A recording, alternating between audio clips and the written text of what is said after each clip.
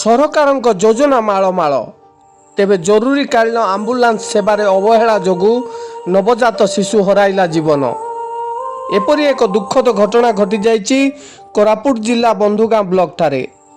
Ambulance ସେବାର ଅବହେଳାର ଶିକାର ହୋଇଛି ଜଣେ ନିଷ୍ପାପ ନବଜାତ ଶିଶୁ। ବନ୍ଧୁଗାଁ ବ୍ଲକରେ ଥିବା ବିଭିନ୍ନ ସମସ୍ୟା ସାମ୍ନାକୁ ଆସିବାକୁ ଲାଗିଥିବା ବେଳେ ଏପରି ଏକ ଦୁଃଖଦ ଘଟଣା ପାଇଁ ଜିଲ୍ଲା ପ୍ରଶାସନର ଅବହେଳାକୁ ସବୁ ମହଲରେ ଦାୟୀ କରାଯାଇଛି। ସୂଚନା ଅନୁସାରେ ବ୍ଲକ ଅଧୀନସ୍ଥ କାବରିବାଡ଼ି ପଞ୍ଚାୟତ ଅନ୍ତର୍ଗତ ଲୋପେଟା ଗ୍ରାମର ମାଣ୍ଡିଙ୍ଗି ପୁନାଲୁ ନାମକ ଜଣେ ପ୍ରସୂତି ମହିଳା 11/4/2023ରେ ମା ଗୃହରେ ଭର୍ତ୍ତି ହୋଇଥିଲେ ଏବଂ ପରେ ବନ୍ଧୁଗାଁ ଗୋଷ୍ଠୀ ସ୍ୱାସ୍ଥ୍ୟ କେନ୍ଦ୍ରରେ ଭର୍ତ୍ତି ହୋଇଥିଲେ। ସୂଚନାଯୋଗ୍ୟ ଯେ ତାଙ୍କର ବାପା ମା ନାହାନ୍ତି ଏବଂ ସ୍ୱାମୀ ଦାଦାନ ଖଟିବାକୁ ଯାଇ ଆନ୍ଧ୍ରପ୍ରଦେଶରେ ଅଛନ୍ତି। 25/4/2023 ମଙ୍ଗଳବାର ଅପରାହ୍ନରେ ତାଙ୍କର ଏକ ଶିଶୁପୁତ୍ର ଜନ୍ମ ହୋଇଥିଲା। ତେବେ ଉକ୍ତ ନବଜାତ ଶିଶୁଟି ଦୁର୍ବଳ ଥିବାରୁ ଏବଂ କିଛି ସମସ୍ୟା ଥିବା ଦେଖି ଚିକିତ୍ସା କରୁଥିବା ଡାକ୍ତର ତାଙ୍କୁ ମଙ୍ଗଳବାର ଅପରାହ୍ନରେ ତୁରନ୍ତ ଜିଲ୍ଲା ଚିକିତ୍ସାଳୟକୁ ନେବା ପାଇଁ କହିଥିଲେ। ଏହା ଦେଖି ତାଙ୍କ ପରିବାର ଲୋକେ ଆମ୍ବୁଲାନ୍ସକୁ ଫୋନ୍ କରିଥିଲେ, ହେଲେ ଆମ୍ବୁଲାନ୍ସ ଆସିନଥିଲା। ବୁଧବାର ସକାଳ ସୁଦ୍ଧା ମଧ୍ୟ ଆମ୍ବୁଲାନ୍ସର ଦେଖା ନଥିବା ବେଳେ ବୁଧବାର ଭୋର 5ଟା ବେଳେ ନିଷ୍ପାପ ଶିଶୁଟି ଜୀବନ ହାରିଥିଲା। ଏନେଇ ପରିବାର ବର୍ଗ ଦୁଃଖରେ ଭାଙ୍ଗି ପଡ଼ିଥିବା ବେଳେ ସବୁ ମହଲରେ ଏଭଳି ଘଟଣାକୁ ନେଇ ପ୍ରଶାସନର ଅବହେଳାକୁ ଦାୟୀ କରାଯାଇଛି। ରାଜ୍ୟ ସରକାର ରାଜ୍ୟବାସୀଙ୍କ ହିତ ପାଇଁ ଆମ୍ବୁଲାନ୍ସ ସେବା ଯୋଗାଇ ଦେଲେ, ହେଲେ ତାହା ଠିକ୍ ଭାବରେ କାମ କରୁନି। ଏହାର ମୁଖ୍ୟ କାରଣ କୋରାପୁଟ ଜିଲ୍ଲାରେ ଥିବା ସମସ୍ତ ସ୍ୱାସ୍ଥ୍ୟ କେନ୍ଦ୍ରର ଅବସ୍ଥା ଠିକ୍ ନାହିଁ।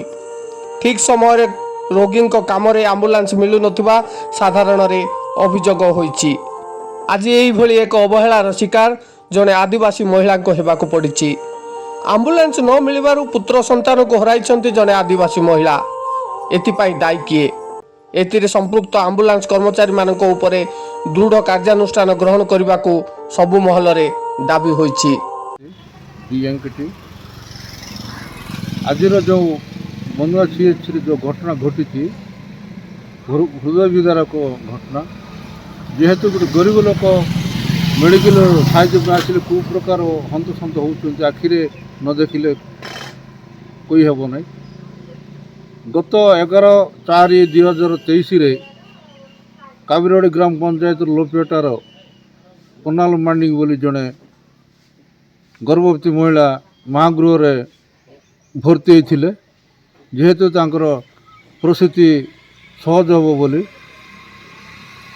ସେ ଦୀର୍ଘ ଦିନ ରହିଲା ପରେ କାଲି 25/4/2023ରେ ଡେଲିଭରି ହେଲେ। ଦିନ 12ଟା ବେଳେ ଯେତେବେଳେ ଡେଲିଭରି ହେଲା ପରେ ଗୋଟେ ଶିଶୁପୁତ୍ର ଜାତ ହୋଇଥିଲା, ଜନ୍ମ ହୋଇଥିଲେ, ଡକ୍ଟର ଦେଖିଲେ ଯେ ତାଙ୍କର ସ୍ୱାସ୍ଥ୍ୟ ଟିକେ ଅସୁବିଧା ଥିଲା। ସେ ସାଙ୍ଗେ ସାଙ୍ଗେ ଜିଲ୍ଲା ଚିକିତ୍ସାଳୟକୁ ରେଫର କରିଦେଲେ।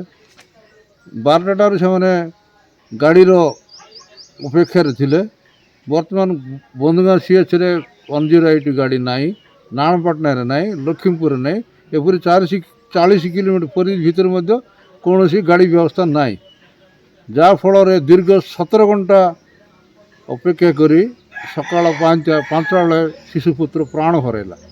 ହରାଇଲା ପରେ ଯେତେବେଳେ ଘଟଣାଟା ପ୍ରକଟ ହେଲା, ସାମ୍ବାଦିକ ବନ୍ଧୁମାନେ ସବୁ ଯାଇଥିଲେ, ନ୍ୟୁଜ୍ ଦେଖିଲେ।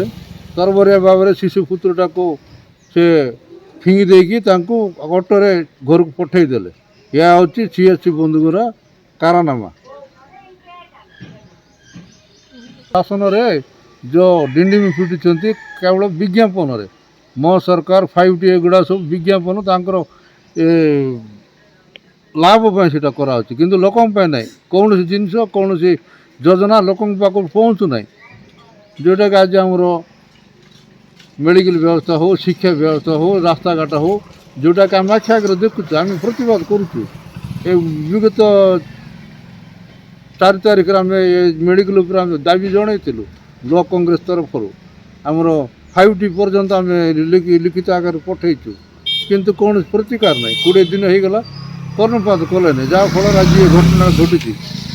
ଗରିବ ଆଦିବାସୀ ମହିଳା ଗର୍ଭବତୀ, ତା'ର ସ୍ୱାମୀ ଦାଦନ ଖଟିବାକୁ ଯାଇଛନ୍ତି ଆନ୍ଧ୍ରା ବା ଘରେ ବାପା ମା' କିଏ ନାହାନ୍ତି, ସେ ପରିସ୍ଥିତିରେ ଗୋଟେ ଆଶାକର୍ମୀ ସହଯୋଗରେ ସେ ଭର୍ତ୍ତି ହେଇଥିଲା ମା' ଗୃହରେ। ଦେଖନ୍ତୁ ଆଜି ସକାଳେ ତ ଶିଶୁର ମୃତ୍ୟୁ ଘଟିଛି। ମୁଁ ଯାଇକି ଯେତେବେଳେ ଇନକ୍ୱାରି କଲି ଆଉ ଜଣାପଡ଼ିଲା ଯେ ମାନେ ଡକ୍ଟର କହୁଛନ୍ତି ତାଙ୍କ ସେଫ୍ ଜୋନ୍ ସେ ଚିନ୍ତା କରୁଛନ୍ତି, ଆଉ କହୁଛନ୍ତି ରୋଗୀଙ୍କୁ ଯିବା ପାଇଁ କହିଲୁ ସେ ଗଲେନି ବୋଲି କହିଲେ। କିନ୍ତୁ ରୋଗୀଙ୍କୁ ପଚାରି ବୁଝିବାରୁ ସେ କହୁଛନ୍ତି ଆଉ ଆମକୁ ଆମ୍ବୁଲାନ୍ସ ନଥିବାରୁ ଆମେ ଯାଇପାରିଲୁ ନା, ଆମେ ଗରିବ ଲୋକ ଆଉ ଏତେ ବାଟ ଆମେ କେମିତି ଯିବୁ ମ୍ୟାଡ଼ାମ୍, ଆମ୍ବୁଲାନ୍ସ ଦେଲେନି ବୋଲି ସେମାନେ କହୁଛନ୍ତି। ହେଲେ ଏଠି ପ୍ରୋବ୍ଲେମ୍ଟା ହେଉଛି ଆମ୍ବୁଲାନ୍ସ ନାହିଁ। ଆମର ମାନେ ବନ୍ଧୁଗାଁ CHCରେ ଗୋଟେ ବି ଆମ୍ବୁଲାନ୍ସ ନାହିଁ କି ମହାପ୍ରୟାଣ ଗାଡ଼ି ବି ନାହିଁ। ଯିଏ ଗୋଟେ ମାନେ ମନେକର ଧରନ୍ତୁ ଜଣେ ଆକ୍ସିଡେଣ୍ଟ ହେଇଗଲା, ସେ ଜାଗାରୁ ପୁଣି ତ ସେ ଲାସ୍କୁ ଆଣିବାର ଅଛି ନା, ସେଥିପାଇଁ ମହାପ୍ରୟାଣ ଗାଡ଼ି ଦରକାର। ଆମ୍ବୁଲାନ୍ସ ତ ଯାଇକି ସବୁ ମାନେ ଗର୍ଭବତୀ ମା'ଠୁ ଆରମ୍ଭ କରି ସିରିୟସ୍ ପେସେଣ୍ଟ ପର୍ଯ୍ୟନ୍ତ ଅଛନ୍ତି, ସେମାନଙ୍କୁ ଆଣିବ। ଯାହା ବି ଗଭର୍ଣ୍ଣମେଣ୍ଟ ଦେଉଛନ୍ତି ଆମର ବନ୍ଧୁଗାଁକୁ ମାନେ ସେକେଣ୍ଡ ହ୍ୟାଣ୍ଡ ଗାଡ଼ି ଗୁଡ଼ାକ ଦେଉଛନ୍ତି, ଆଉ 2 ଦିନ ଭଲ ରହୁଛି, 3 ଦିନ ବେଳକୁ ସେ ରିପେୟାର ହେଇଯାଉଛି। ମାନେ ଏମିତି କ'ଣ ପାଇଁ କପଦୃଷ୍ଟି ଆମ ବନ୍ଧୁଗାଁ ପ୍ରତି ମୁଁ ବୁଝିପାରୁନି। ମୁଁ ସିଧାସଳଖ ସରକାରଙ୍କୁ ହିଁ କହିବି, ମାନେ 30 ବର୍ଷ ଶାସନରେ ଯଦି ଆମର ମୌଳିକ ସୁବିଧା ସୁଯୋଗ ପାଇପାରୁନାହାନ୍ତି ଆମର ଗାଁ ଗଣ୍ଡାର ଲୋକମାନେ ଜନସାଧାରଣ, ତ ସ୍ୱାସ୍ଥ୍ୟ ଅବସ୍ଥା ତ ବହୁତ ଗୁରୁତ୍ୱପୂର୍ଣ୍ଣ। ଆଉ ମୁଁ ତ ଏବେ ହିଁ କହିଲି ଆପଣଙ୍କୁ ଆମର ବନ୍ଧୁଗାଁ CHCର ଅବସ୍ଥା କ'ଣ। ଆଉ 30 ବର୍ଷରେ ଯଦି ସେମାନେ ମୌଳିକ ସୁବିଧା, ସ୍ୱାସ୍ଥ୍ୟ ସୁବିଧା, ଶିକ୍ଷାଗତ ସୁବିଧା ଦେଇପାରୁନାହାନ୍ତି, ତାହେଲେ ଆଉ ଏମାନଙ୍କୁ ଆଉ କେତେ ବର୍ଷ ଲାଗିବ କେଜାଣି ଆମର ଦୁଃଖ ଦୂର କରିବା ପାଇଁ। ଆମେ ତ ନିଜେ ପିଆରି ମେମ୍ବର ଅଛୁ, ଯାଇକି ଗ୍ରାଉଣ୍ଡ ଲେବୁଲ୍ର ଆମେ ସର୍ଚ୍ଚ କରୁଛୁ, ଦେଖୁଛୁ, ଜାଣୁଛୁ। ମାନେ ଏତେ ଦୟନୀୟ ଅବସ୍ଥାରେ ଅଛି ଆମ ବନ୍ଧୁଗାଁ ବ୍ଲକ।